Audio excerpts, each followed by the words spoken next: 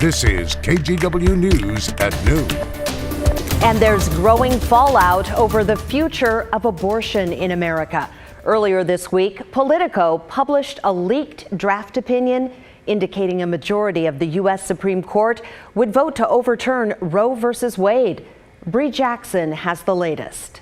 Rise up for abortion rights! Rise up for abortion! From New York City to San Francisco and cities in between, advocates on both sides of the abortion debate are energized. Abortion is not the only option. In fact, it's probably the worst option. The decision to make abortions illegal will not stop them from happening. It will only stop them from happening safely. The leaked document indicates justices are ready to strike down the landmark 1973 ruling establishing abortion rights nationwide. The idea that it concerns me a great deal that we're going to, after 50 years, decide a woman does not have a right to choose within the limits of the Supreme Court decision. Should justices overturn Roe v. Wade, roughly 25 states will likely ban abortion. 13 of them have trigger laws, meaning it will be immediately outlawed. Meanwhile, states like Connecticut are taking steps to increase access to abortion services. Honor their choices. Respect the law that has stood for as long as I have been alive. The issue has long divided the country. A leak of this nature raises concerns about the future of abortion and politics within the high court. Because so much is based on trust, and this is as serious a violation of the promise to keep things secret as you could possibly imagine. Chief Justice John Roberts calls the leak a singular and egregious breach of trust and ordered an immediate investigation. In Washington, Bree Jackson for NBC News. Even the possibility of overturning Roe v. Wade is triggering people on both sides of this issue. We saw marches nationwide, and hundreds gathered in downtown Portland last night to protest. They were outside the federal courthouse, and a little while later on the PSU campus, a different group gathered with the same message of anger and disappointment. It's not surprising. I have social media posts going back from December saying that when Roe v. Wade is overturned, not if, because it will be. And so not surprising, but also extremely disappointed. It's, when you wake up and that's the day that you hear about that could happen, it's hard to swallow. Now, on the other side, anti-abortion advocates say they want Roe v. Wade overturned. Both Oregon and Washington have laws protecting abortion rights, even if Roe is overturned. Christine Pitawanich explains why the greatest impact will be in Idaho. The Supreme Court's leaked opinion has a lot of people worried about abortion rights across the country. Kim Clark has been busy answering questions. She is a senior reproductive rights attorney at Legal Voice. It's a legal advocacy organization based out of Seattle that serves Washington, Oregon, Idaho, Alaska, and Montana.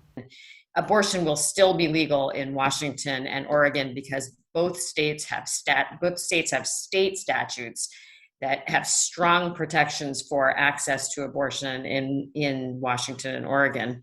Both states have laws requiring insurance carriers cover abortion. Both states also have equal rights amendments, which should provide protection for the right to abortion. But for people in Idaho, things would be different. Idaho has both a trigger ban that will go into effect if Roe is overturned, which would ban abortion in Idaho.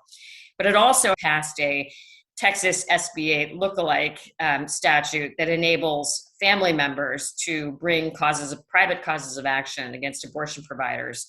That, Clark says, could force people who have the means to travel to Oregon or Washington to get care. Abortion providers in both states are expecting a dramatic increase in patients coming from out of state in order to access care. And that could put stress on providers in more ways than one.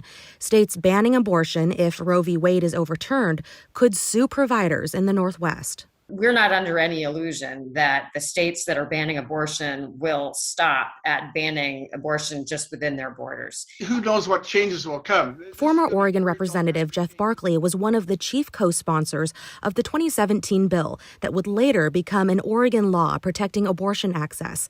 After seeing the Supreme Court's draft opinion, he's concerned about what other rights may be on the chopping block in the future, rights like gay marriage.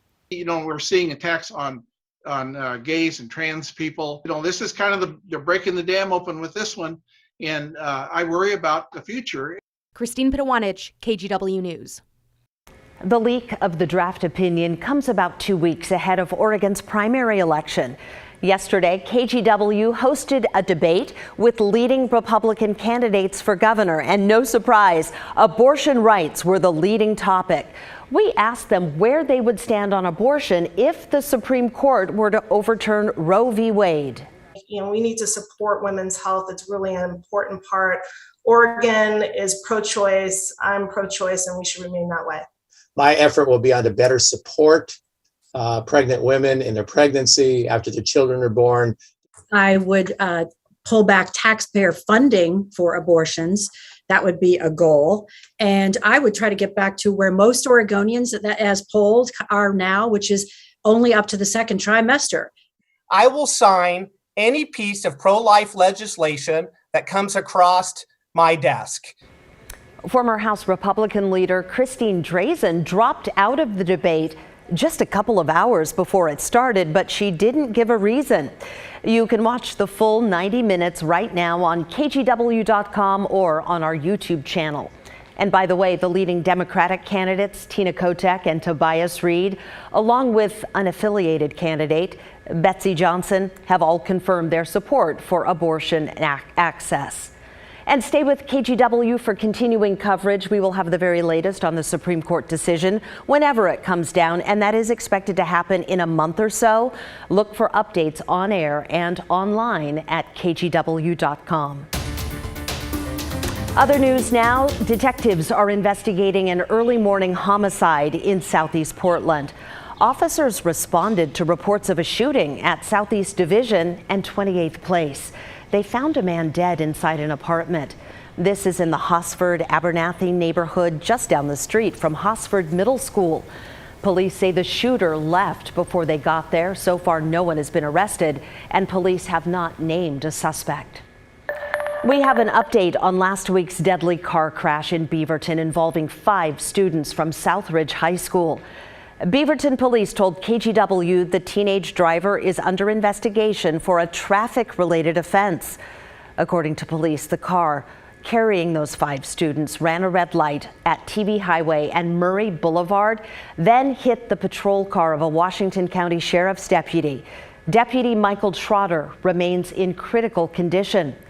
17-year-old Matthew Amaya and 16-year-old Juan Pacheco Aguilera were both killed in this crash. The teenage driver is still in the hospital. 2 other students were also hurt and are recovering.